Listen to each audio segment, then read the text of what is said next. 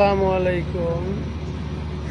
আজকে ছুটির দিন আমাদের, কিন্তু ছুটি হলে কি হবে, আমার মনটা চেয়েছিল যে আমি বাংলাদেশে মায়ের কাছে যাব।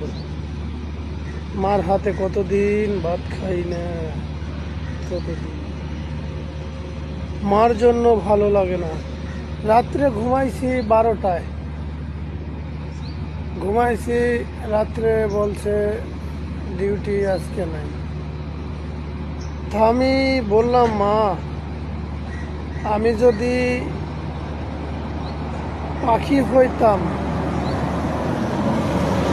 রাতের মধ্যে তোমার কাছে উড়িয়ে আসতাম, দেখা করে আবার রাজ্যে ফিরে আসতাম না।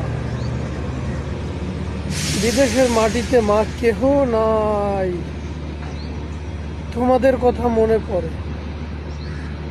আর মনে পড়লে মা এত খারাপ লাগে, বুকের মধ্যে যন্ত্রণা করে যে আমার মার কাছে কখন যাব, কখন যাব। আরে বিদেশে তোমার পরিস্থিতিতে শখে নয় মা, সবাই এখানে আসামি, কিন্তু কেউ দোষী না মা। সবাই পড়ে থাকি আমরা এই জেলখানার মুখে, কিন্তু ফ্যামিলিকে একটু সুখ দেওয়ার জন্য রে মা, হে মা।